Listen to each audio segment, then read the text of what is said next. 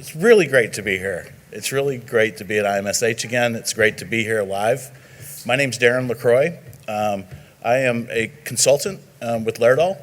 They hired me a few years ago to come back. I actually worked for them for quite some time with the RQI program, and it's wonderful I see a bunch of people here that I've worked directly with over the years, and so it's really great to see you. What brought me back was my good friend Rich Fuqua over here. He called me up after I retired, said he had a little project, thought it might not take too long, and it ended up being basically I've been here probably 2 years now in the role. On that note, though, it has been the best years that I've had working in simulation. Been doing this since about 1984. I started back in South Texas at Del Mar College, and have been in simulation since 1984 when we were handing out index cards with vital signs and things. And we were doing some evaluation, but you know what kind of evaluations we were doing? Probably a lot of you were doing the same. How'd you like the sim? How was the equipment, right? We were doing a lot of satisfaction surveys. So in the project that I was brought back in to do, working with Sim Capture, I realized this was an enterprise evaluation tool. And we started thinking, how can we better show the power of what this can do in evaluation? And so we sent out a survey. That was the first thing we did. Many of you in the room, I think, got that survey. And it was asking, what do you evaluate? And guess what everyone was evaluating? Satisfaction. Even better was when they said, well, this big cupboard or this big cabinet over here is full of them. They would open up drawers and have thousands of satisfaction surveys that had never been quantified other than a cursory glance. And when you think about the growth of SSH, for instance, that growth was, they have always been saying to us, we need to do better evaluation. We need to do better evaluation. You know, we need to be evaluating performance. We need to be evaluating competency. We need to be evaluating what's going on in the clinical setting. And yet, we really just weren't taking off, I think, as an industry, right? We were still relying on, did you like it? Was it fun? And so we've made a big change in that, and I haven't made a big change in that. This group of people that are going to introduce themselves here in a moment have made a change. And that has made the work that I've done for the past year and a half the best of my career, in my opinion, is I have had the best time and learned the most things and gotten results that we've never seen before. So with that, I'd like to introduce our panel. We'll start with our online, typical in the time of COVID, last minute changes necessitated that two of our presenters couldn't travel. And so they have agreed to join us online. I'll start with Dr. Patty Allard over there. And Patty, if you'll tell everyone what you do and why are you interested in evaluation? Well, I am assistant clinical professor at University of Texas, Arlington. I teach capstone, which is the senior 2 or the last course before the students launch. I'm really very interested in evaluation as preparation or transition into professional practice. And Sim Capture activities were giving us some data that was so important. Thank you. Thank you, Patty. Dr. Megan Rogers, if you'll introduce yourself and tell us why you're interested in this project. Well, good morning, Darren. We appreciate the time of everyone who's here today with us. We're certainly grateful to share this tale of 3 nursing schools in our quest for more authentic and deliberate student assessment and evaluation. I am the Associate Chair of Undergraduate Nursing at the University of Texas at Arlington. My area of expertise is really data and evaluation. And so some people often accuse me of being a data person. And instead, I like to think of myself as an evangelist in this regard. I don't have all the answers. This stuff is really difficult. If it were easy, we would have all figured it out by now. And so the individuals you're going to talk with here have really done a fantastic job thinking outside of the box and innovating in the space of being authentic in the way that we evaluate. So as everyone is aware, in our current state, we don't have much that's longitudinal about what we do. So faculty, if I'm a faculty of a course, I create a checklist evaluation, and I do this in a silo. And then I use words that are fairly nebulous to students and even ourselves as faculty, like the nursing process, and even terms such as critical thinking that we've argued about for 20 years what they mean. And now we think we can define them and ensure that students know how they're going to be assessed around these nebulous terms. And so the assessment criteria really becomes more or less a mystery to our students. We also, in terms of how we came to do this work, we know that we do these activities in the classroom, in the sim lab, and in hands-on patient care with little true meaningful connection between these three areas of clinical learning. So we expect students to really get these connections without our guidance. And for students, every single course becomes a chance to start fresh and start over, not just in their learning, but there's really not an opportunity to reflect on where they've already been, what they know, and how they're going to improve this semester. So we know that we're hours-based primarily. There may be some of you who are competency-based, but after students complete our designated hours, they all pass, or they mostly pass. We may give them some half-hearted feedback. They all move on to the next course, and their checklist gets filed away, collecting dust in some file somewhere in many places that can't be accessed by the majority of faculty. So not much is really longitudinal, and our partners in practice have put in the effort to define evaluation criteria clearly and create milestones. In nursing education, we're still just stuck tallying clinical hours, making sure our students are test ready, can pass NCLEX, with really little regard to what our graduates can actually do when they're done with us. And you could argue that a symptom of this is really that 30% of our new graduates are leaving their job in the first years of practice. And so this initiative, with the others discussion here shortly, is really just part of a larger discussion in nursing education towards a move to competency-based assessment. Many of you are probably putting thought to how you're going to address the new CCNE essentials. And if you've done that reading, you know that the opportunities to improve the ways we evaluate students are here right in front of us, and the time is now. So this, what this group is doing is really focusing in on continuity in student assessment. We're assuring that we're using common language about what students can do, and we're moving towards that competency-based and not really time-based clinical hours experiences. So as Darren indicated in this intro, we've got a lot of work to do here to improve how we evaluate students beyond, were you happy? Are you satisfied? And so our goal here is really to leverage technology, sim capture to be exact, to really foster clear and deliberate student evaluation. So thanks, Darren. With that, I'll hand off to the team to begin talking about how each of the three programs integrated. Thank you, Megan. Dr. Chris Garrison from Penn State University, and I'll let him tell you a little bit about himself. Okay. Thank you, Darren. I'm an associate teaching professor at the Nease College of Nursing at Penn State, and I'm also the director of the clinical simulation lab in the College of Nursing at University Park. So my interest in evaluation, again, I think like Darren had alluded to, we're all kind of have been stuck at that Kirkpatrick level 1. As Megan discussed with the new CCNE essentials, the need to pursue competency-based education, and we really wanted to start using simulation to identify our curricular gaps and see where we need to tighten things up and help our students become safe, effective practitioners. Thank you, Chris. Beside Chris is Rosemary Samia from UMass, and I'll let her tell a little bit about herself. Good morning. My name is Rosemary Samia. I am the director for our Center for Clinical Education and Research at the University of Massachusetts in Boston.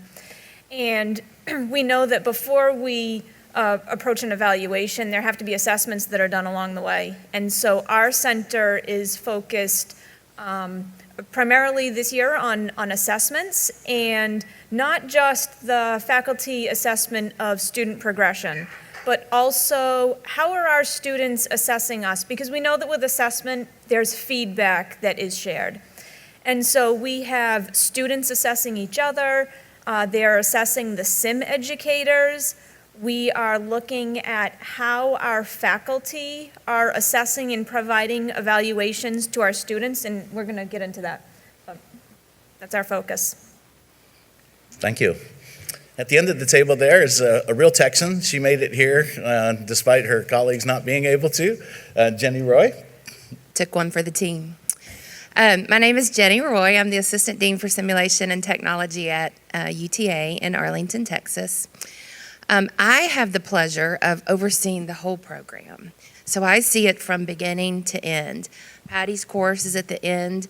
I'm going to give you a little bit of information of how we incorporated peer-to-peer evaluation at the beginning with our foundation students. And what we're hoping to achieve here with evaluation is to see that longitudinal progression of our students like Megan was talking about. With the new CCNE Essentials, it's a great place to start, threading those through our curriculum with evaluation from the peer-to-peer evaluations and from the capstone experience. So with that, do you want me to go ahead and? It is a journey, right? Absolutely. What's interesting is that we've been working very closely together for 1 year, and we had a lot of findings that we're going to share with you as we go through this.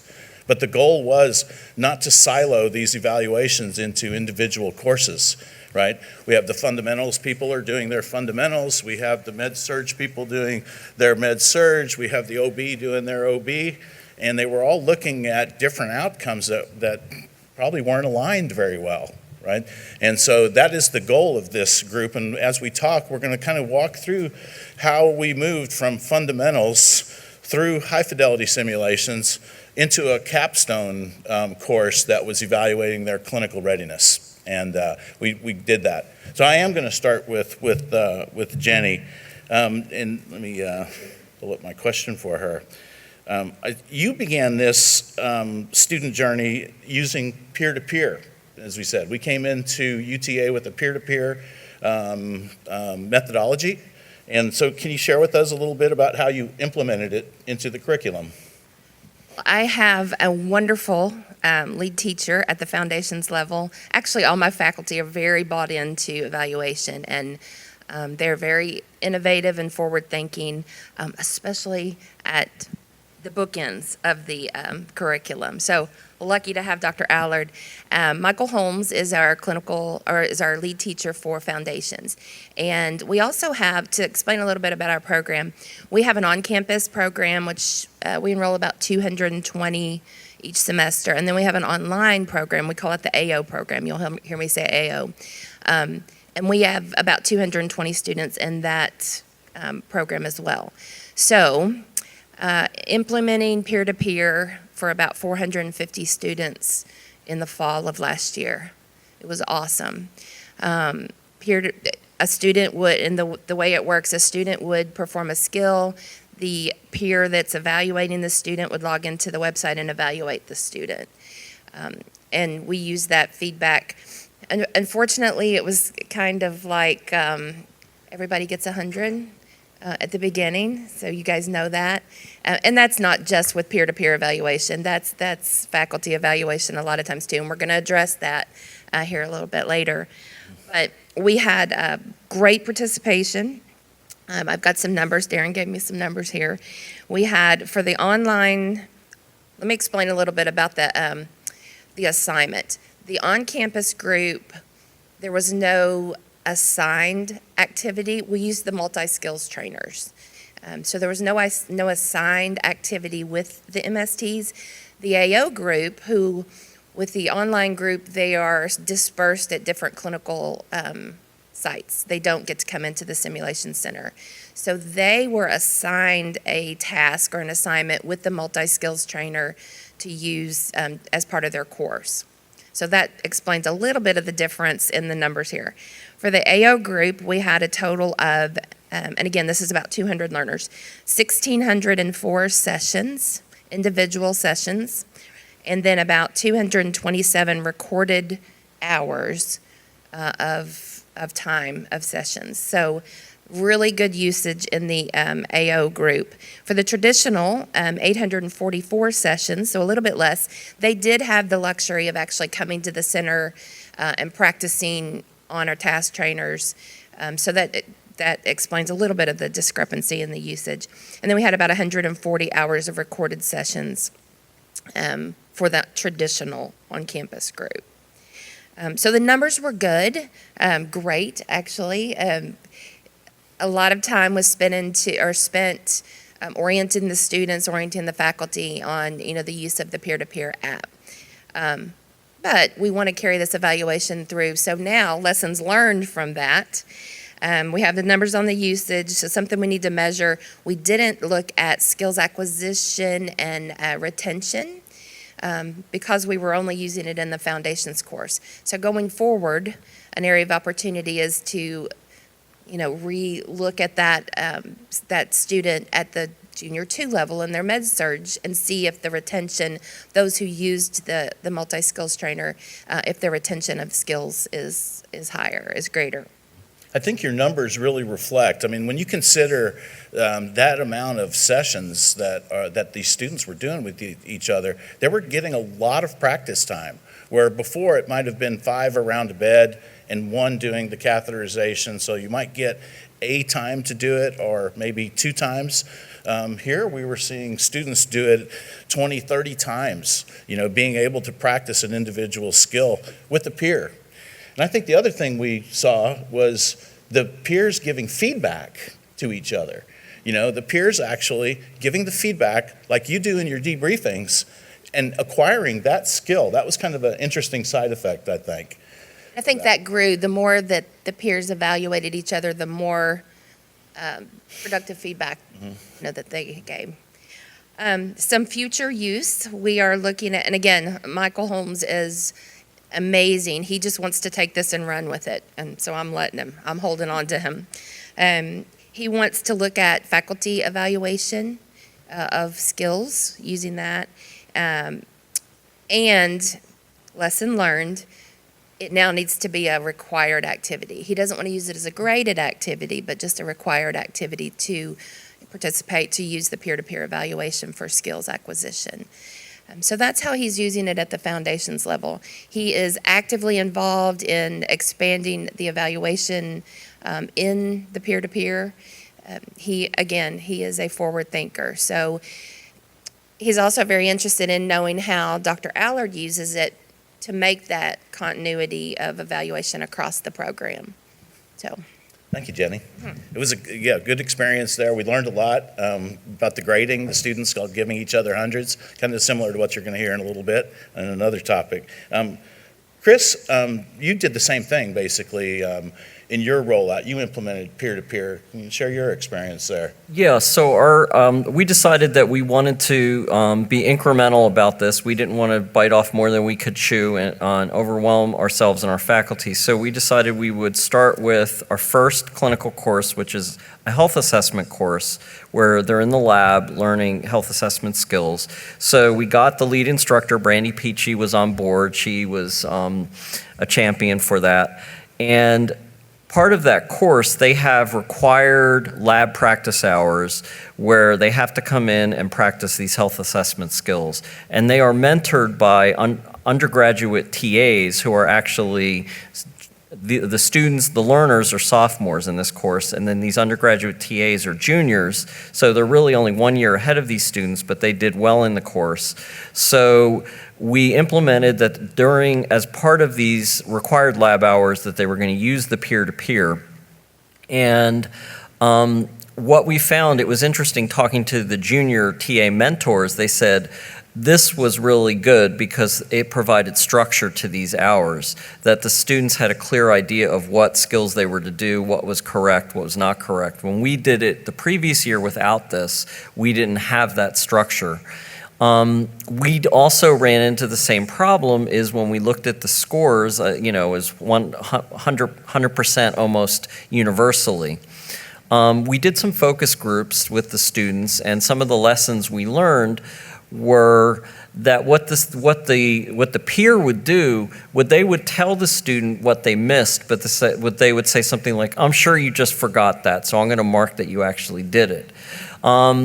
And I think there was some fear that, that we as faculty were going to go in and look, and if somebody was, not 100%, we were going to in some way punish or chastise them. So I think we needed to do a better messaging about formative feedback, how to give feedback to each other, because I think that the the process of practicing, the deliberate practice that brought into this course was really valuable. The data maybe not so valuable because it wasn't really telling us where our learners were at. So we need to do a better job of messaging and teaching how to give peer feedback.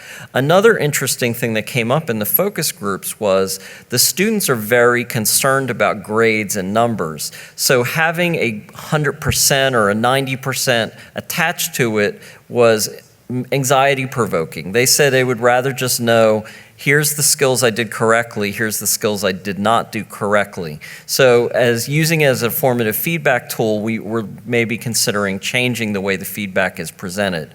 I think, as we move forward, we're now rolling it into our fundamentals course, which is those students that had health assessment in the fall are gonna now, they're already familiar with the platform, they're gonna use it for all of their skills with their skills lab.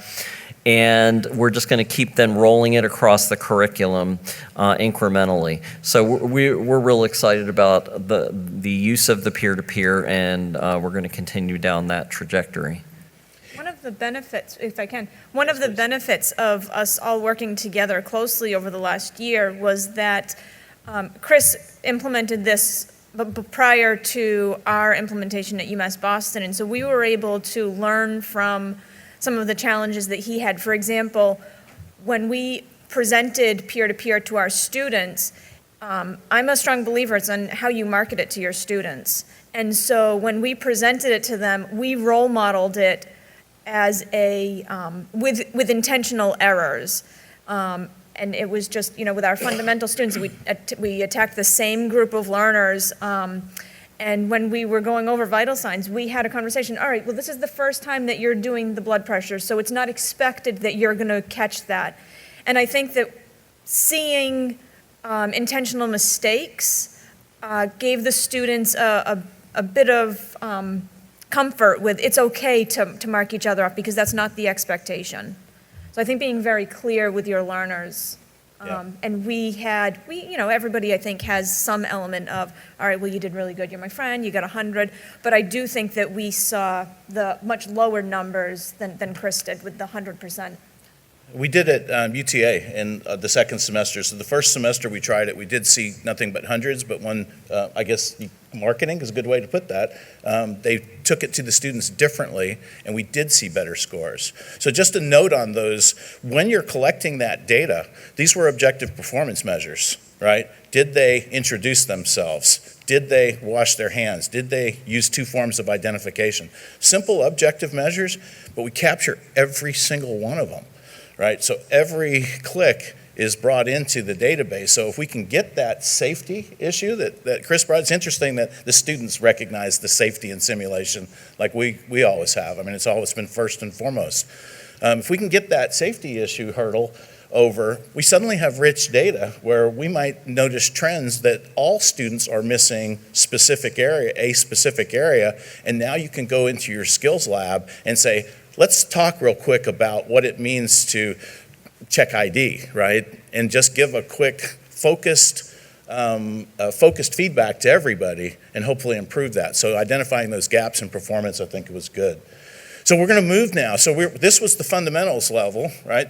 We had that going on. But when I met Rosemary in January of last year, probably right around this time, she was doing her high fidelity simulations already, very organized. She had good scenarios, fantastic staff. I mean, just her staff, I can't say more about them. And it's the same across this whole board. They were good. But tell us a little bit, Rosemary, about you started evaluating the high fidelity simulations, and what were your initial considerations in doing that?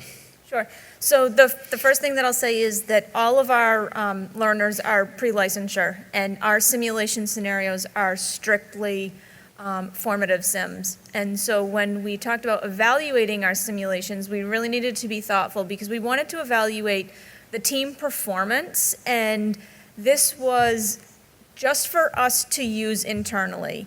And we wanted to make sure that we selected a tool that had industry backing.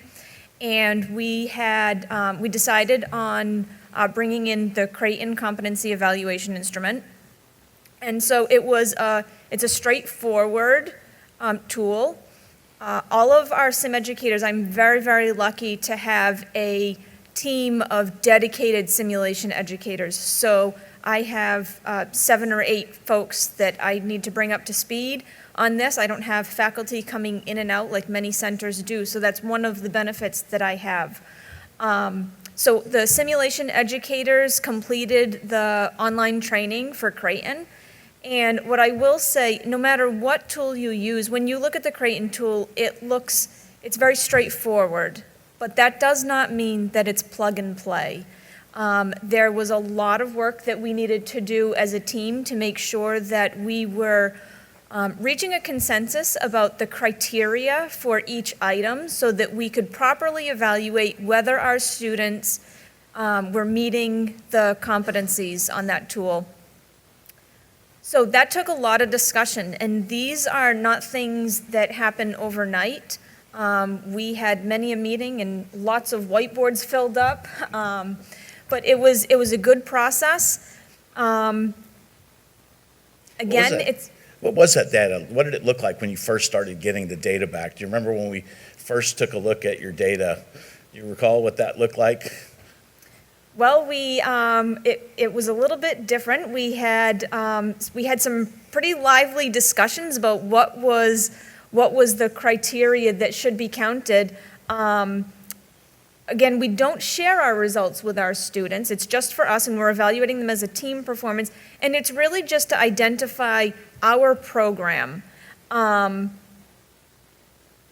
We did identify a performance gap, as I recall. Big gaps. One specifically that you might be referring to is I have a variety of experience among my sim educators, and one thing we found was when we're explaining how it's important to keep our sessions on a schedule. So 15 to 18 minutes for each sim, and we're running back-to-back sessions. So what I found was at the 18-minute mark, scenarios were ending. And it may have just needed another minute when you watch the video back for the students to have actually met the competency. They were so close to completing the task, but the sim was ended early. And so that for us was a learning point. And you know, it's professional development among your staff. We don't share the results with our students, right? It's just for us. But at the end of the simulations, we also didn't want to just be evaluating our students, but we want them to evaluate us. And so we brought in the DASH tool out of the Center for Medical Simulation in Boston. And at the bottom of the DASH, we incorporated a free text comment block. And that's where we asked our students to provide us with some feedback. And I'm really proud of the way that my sim educators have demonstrated giving feedback. We started in the peer-to-peer skills. And so what we found was in that free text, we were getting much more rich information. It wasn't just, oh, I loved sim, it was great, you know, so-and-so is an excellent instructor. But they were giving us really good constructive feedback about things that, you know, were done here, but if we incorporated this, we could have brought it up a level. And I think it's really important that when you're asking your students for feedback, that they know that you're going to follow up on it. And so we make a point to use that language. So this is the feedback that we heard from you last semester or after this, you know, group of simulations, and this is what we're going to do to change it. Mm-hmm. It was good, yeah. The gap was interesting. It opened all of our eyes that were in the room that day when we realized why they weren't hitting this last performance measure, and they were ending the sim a little bit early. Chris, you also are using Creighton, correct? Yes, that's correct. So like Rosemary, I teach in pre-licensure, and all of our high-fidelity scenarios are formative. But again, for the same reasons that Rosemary discussed, we want to really get that data so that we can improve and also identify those curricular gaps. So we have piloted embedding the Creighton tool into our sim capture, and we're going to fully roll it out this coming semester. And then taking Rosemary's lead, we're also going to be adding the Dash tool in. The other thing I'm piloting is doing post-tests so that we can see, is there a knowledge gain after the simulation, and then again, use that data to feed back to the course faculty, say this concept they're still struggling with, despite the fact it's been covered didactically and it's addressed in the simulation. So then we can know, all right, we need to look at how we're teaching that concept and reinforce it with the students. Nice. So you hear right there, there's two validated tools that are being used, and certainly I think that if you're considering evaluations rather than reinventing the wheel and creating your own, look at these evaluation tools that are available to you. Validated ones, the Creighton, the Dash, the SET-M. There's quite a few that are available for use, and so if you're considering this in your program, think about it. Jenny's in a real enviable position. She is moving into a nice, brand new, huge, gigantic building, and she's getting to make some choices now and in her evaluation of the program. So can you share a little bit about how you might, as you move in, how you might prepare? Well, we are getting a nice new center. Just have to reiterate that. And we're really excited about it. And that's really going to expand our ability to provide simulation, especially to the graduate program. Right now, we are landlocked in our current space. I think, Erica, that's an understatement, probably. So one of the things that, and I'm going to go off script about 5 seconds. Is that okay? Do what you need to do, Jenny. One of the things that I love working with a group of people is you see what I don't want to say that they took one for the team, but you see what they've done, you see their successes, and you see their challenges, and then you can implement those things into your program. So not that I'm cheating, but I love it that you guys were the pioneers and the Dash and the Creighton. So I appreciate that collegiality. And so in order to maximize this evaluation piece over the curriculum, you've got to have continuity of your instructor's education, your student orientation, all of that. So one of the things that I want to focus on this spring, I have a really large faculty. We operate a little bit different than Rosemary Center. We do have simulation educators. I have 4 that are all master's prepared. They're clinical assistant professors. And then our clinical instructors actually perform the simulation. They run the simulations. They debrief. Now, with a large number of students, we admit about 220. So you're looking at about 800 that come through the center each semester. Lots of clinical instructors. As our program grows, we have lots of new clinical instructors. So that consistency in professional development is a gap that we identified. And in order to maximize this evaluation piece, like I said, everybody needs to be on the same playing field. So one of the things that we're doing is we're focusing on debriefing this spring. That was one of the areas that when we were able to observe our simulations was a gap. Some were doing it incorrectly, some were not doing it, so very inconsistent. We do have an adopted debriefing method, but that was lost in translation a while back. So we've decided to go another route, something a little bit more fundamental that can be grown as we educate our faculty. So the plan is to do some pretty intense professional development on that debriefing method this spring. Again, I love it that Rosemary incorporated the student Dash in her evaluation. That's one of the things that we want to do. So have the students evaluate the debriefers. Then we'll move on to self-debrief. We may implement those together. I think that's what we kind of have thought about.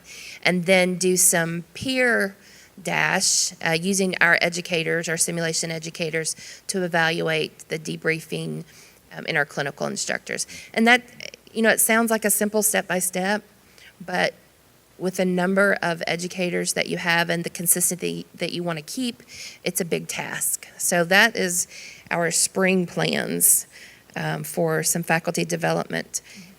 Hopefully we can get that done by the time we open our center in spring of 2023, and everyone will be on the same page and we'll be able to move forward at that point. It's a nice deliberate track, right? You're taking a good deliberate track.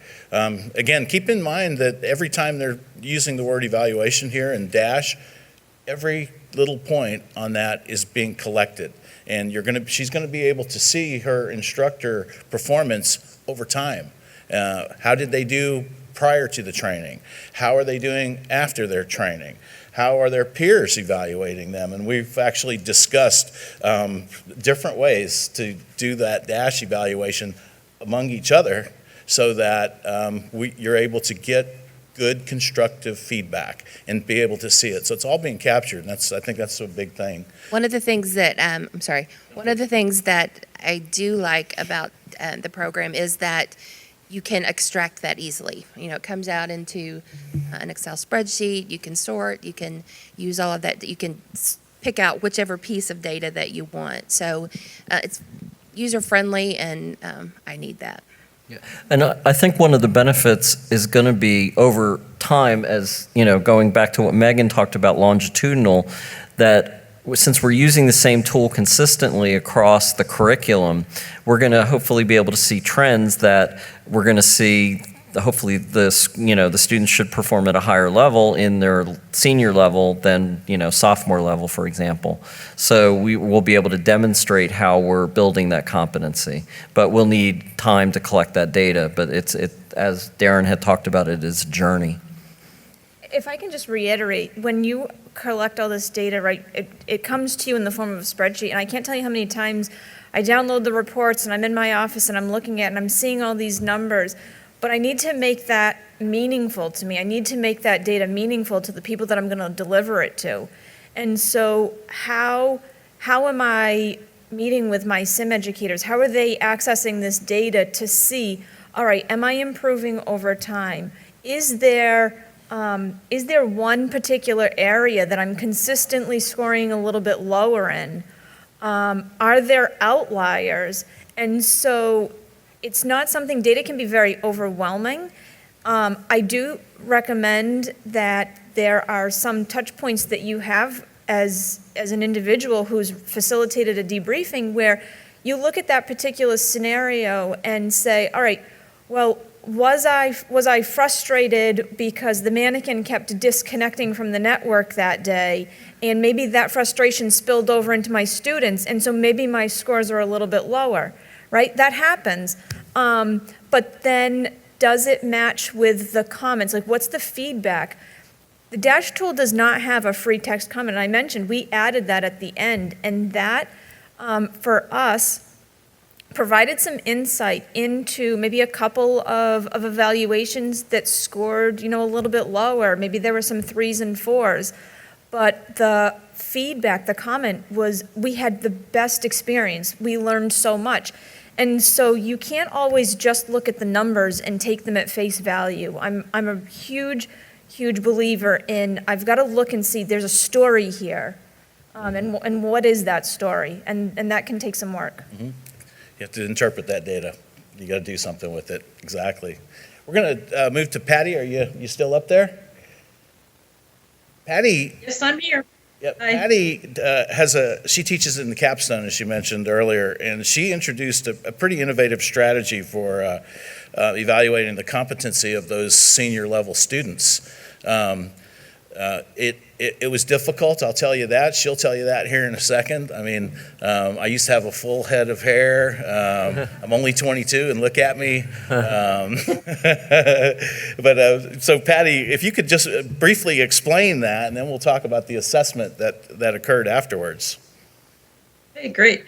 Well, we do 3 primary clinical preparation activities. One is a clinical skills refresher to just sharpen up those skills and get some confidence. That's formative. Then we do the dreaded OSCE. We call it clinical readiness now, but it is something that is just one patient that they're going through the process with. And the innovation of the multi-patient scenario is the OSCE on steroids. We have the students go through 3 patient rooms. They begin with a pre-brief. They do their 3 different patients, and then they go into a debrief or feedback session. And we were so lucky because in 2018, we were able to work with Laerdal and the National League for Nursing in an acceleration to practice. And that process that was face-to-face. And given COVID, it triggered and inspired the innovation of multi-patient scenario virtually. So the students in the sim capture come into the waiting room, if you will. They begin by being moved into the first patient, then the second patient, the third patient, and they end with the feedback session. Each of these are about 14 minutes in each room, so they go through the process very quickly. And in the wonderful thing with sim capture is when they get to the debrief or the feedback area, the data from each of those rooms is available to the debriefer and the student to have a good reflection on their performance and just learn and grow from that. That's the main idea of that particular station. So we were very lucky at that. One of the things that we also are very excited about is that we can measure certain behaviors from earlier, like in Michael's course, and see their patient safety skills over time up into the final semester. So it's a really great beginning to the longitudinal process. We did 2 phases. We did a summertime group with you, Patty, which was relatively small. I think it was 42 or 43 learners. And then based on that, we went to the full, 10,000 students or something. It seemed like it was quite a bit. And can you share a little bit about what was your initial assessment of the activities, and where do we have room for growth there with you? Well, you're right. In the summer, we actually had 23 students, and it went fairly smoothly. Technology worked okay. We learned very quickly that we need to clarify Chrome, not Internet Explorer, as the search engine for them to be able to access sim capture without technical difficulties. In the fall, we put 210 students through, and this was over a course of a few weeks, 8 hours a day, and that's just the limitation of time before they go to their actual clinical. So the students loved they still love the multi-patient scenario, so we've repeated that every semester. One big issue that we had is, as we were discussing a little bit earlier, is the inter-rater reliability. And we've worked on inter-relator reliability a lot over the years. That when they were in sim capture, some instructors gave every student 100. Other instructors were accurate in what they were more accurate in what they were measuring. So we did, again, acknowledge an opportunity for professional development in this area, and that's something we have a plan for prior to our next rotation. The technology issues were many different circumstances, and we've learned and grown, and each time we've gone through the testing or the pilots. We discovered not only the browser, but that some of these students would be at work and take time away from their area to get on for this experience, and they were bumping into the firewalls at hospitals, some libraries, some areas the firewalls would prevent access. Also, some of our instructors would try to, they would be at a shared internet area, and their connectivity was an issue. So strong internet connection was something, firewalls were something. And then we just really tested the boundaries of SimCapture's ability to manage that many people for those many hours, and it was overwhelming. Sometimes people would drop off and we'd reset. The Smart Hospital and Jenny can actually address some of these issues in more detail, were magnificent because they were running this and moving students through everything. And they were doing screenshots and clarifying any of the areas that were needing further development. So they were the heroes in that process, as well as Darren. We wore him out a little bit. So it was still a great experience, and we would do it again. Yeah, it was good. We did learn a lot, and we collected data, but we saw that need. And I want to ask Rosemary now, because I first worked with her and her staff in that inter-rater reliability. So what are your plans moving forward here with making sure that we train the faculty a little bit better, both in the use of the Creighton and the Dash? So I think it's been said that this is a journey. This is a work in progress. And the same goes for determining inter-rater reliability. For us, we started with the Creighton competency evaluation among our SIM educators. And so what we did is we pulled some specific student videos that had already been completed. We sat down, we watched them as a group, and then we scored them independently, and then we were able to pull those reports very easily through SimCapture and see how we were scoring. And then that's where we had a lot of really rich discussion about why we were scoring the way that we did. And that really clarified the criteria that we finally had to reach a consensus on. The other thing that we are looking at for the inter-rater reliability is the students. So when we finish a competency, for example, our vital signs, I pulled the utilization of the peer-to-peer for each of our students that opened up a session. And I looked to see how were they scoring their peers? Were they scoring them, really high marks? And then how did those students that were being evaluated, how did they do on their competency test? And that gave us a lot of information about whether our students were providing accurate feedback to each other. And again, this is very much like the nursing process, right? So you do your assessment first, you look at your evaluation, and then you repeat. And so I think that between the three schools, we are constantly kind of helping each other out. Okay, when you go to do your second assessment, look for this, because this is what we found.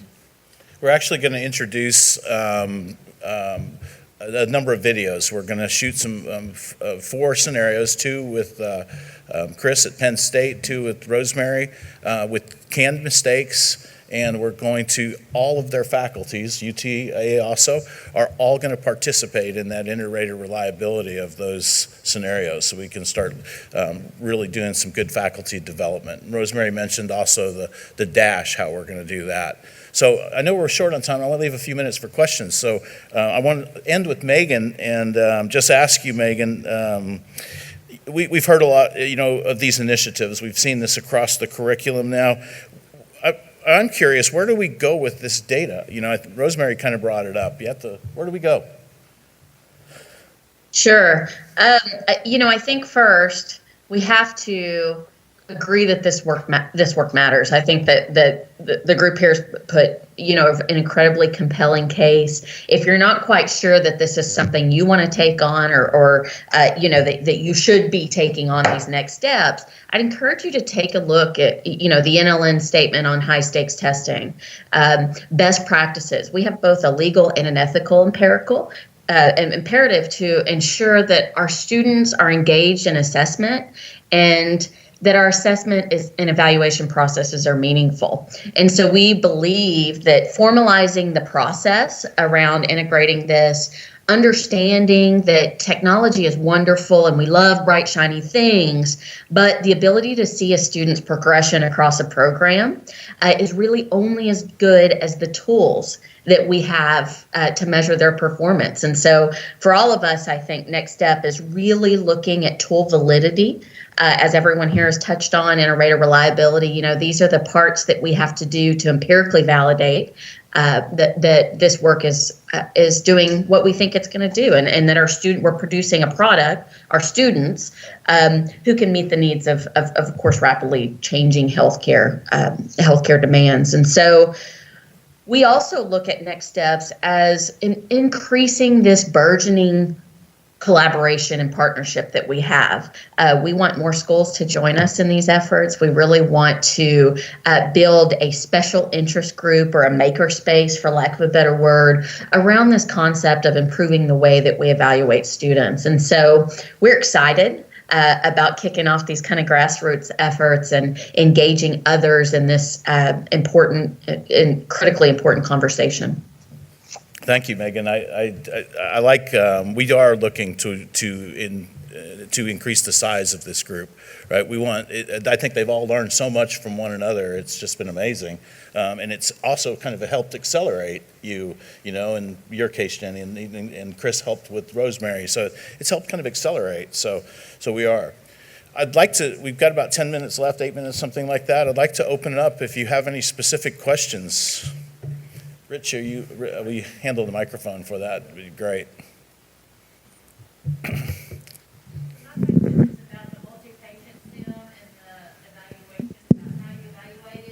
Actually, what were you doing in the multi-patient sim? You said it was virtual, so what were the students, what was their actions? Were they watching and somebody else was doing? Oh, I didn't really understand that. And then what were you using to evaluate them? Mm-hmm. Patty, would you like to answer that? Yes, I'd be happy to. Well, for each station, the instructors were the standardized patient, but they're also the voice of the provider. We have a specific measurement that we used when we were doing it face-to-face, and that was placed into sim capture so that the faculty were able to say met, not met on each of those areas of patient safety. They were trying to have because it was virtual, they are only head-on, no hands-on. The skills refreshers where the psychomotor occurs. We've done some research about this and separating them reduce some anxiety. And so they would be using this measurement tool, and the faculty would fill that out on every student for a moment or two at the end of the 15 minutes, and then they move to the next station, and another student would come in. So at the end, the debrief person could see the scores from that checklist on all the different areas of performance. Such as Darren mentioned. Go ahead. It was about 15 questions, each SP filled out. So it was done in the regular OSCE style format where a standardized patient could fill it out. Also a monitor, if someone wanted to monitor that and do an administrative, they could also do that. So A homegrown. we use some of our master's students to do that, to see some of the scoring and the iterative reliability. So that was interesting as well. Another question there? I think somebody, yeah. I have a question regarding the CCEI. Are you using that primarily as a tool to identify gaps, or are you evaluating teams for that formative feedback? Yes, so we are strictly using it, one, for internal use. So the results, our students come in, probably like many of you, they come in small groups, 6, 8 students, and we're sending in a couple of nurses to take care of the patient in the scenario. And so the Creighton tool is being used as a team performance. So it's not individual to, did the primary nurse hit all of these? We're just looking at it as a group. Did they meet the competency? And that's really for internal program evaluation. Is there something that over time we're identifying with a specific scenario? You know what, the students just aren't always meeting this particular area. What do we need to do to beef up the content there? It is important because the title of our presentation is assessing it through the curriculum. So right now we've talked about what we're doing in the sim centers, but for me, it's what am I going to do with that information to share with the course faculty? So if I identify, you know what, they're really struggling with identifying a particular arrhythmia during a cardiac case, I need to share that information with the course faculty so that then they can either add it or tweak their didactic content. And my center also works very closely with the clinical instructors. And so we have a clinical referral program where the clinical instructors who perhaps identify a student who may be at risk for not meeting the objectives of the clinical evaluation tool, they can send them to us in simulation, and we can follow the same objectives, right, and give them a simulation scenario, and then we perform an assessment, and it goes back to the clinical instructor. So there's lots of assessment points before that final evaluation is made at the end of the semester, whether or not the student is going to receive that pass or fail. And similarly, we're using it for program evaluation purposes, and we have started bringing, even though we have sim faculty who are facilitating and leading the debriefing, we are now bringing the clinical instructors in, and so they can also view that tool and see, you know, they're in the sim, and then they could correlate that to where they're identifying gaps. And so then when they go back out into the clinical unit with those students, they can also help address those gaps. The selection for that tool was, it's a tool that can be used in an academic setting and clinical. So again, it's not plug and play, but it's a pretty straightforward tool that with the proper education, anybody who's using it, you know, it's nice to have the consistency between the certain areas in your program.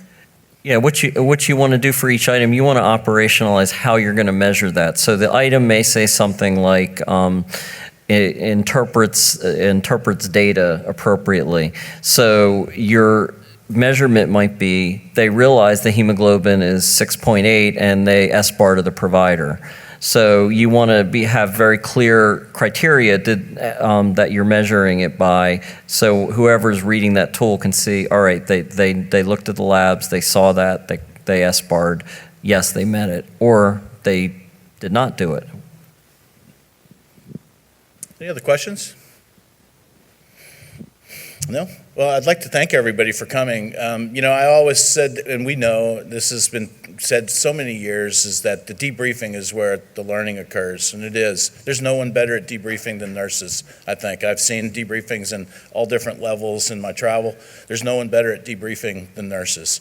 Unfortunately, I think the debrief walks out the door at the end of the simulation, and that's all you had is a good feeling about it. And so what they're doing and what this initiative moving forward is to capture this, right? Capture these rich debriefings and do something with that data. And it's a journey and it's new. And again, we invite you to join us along with it if you like, and really ramp up your programs.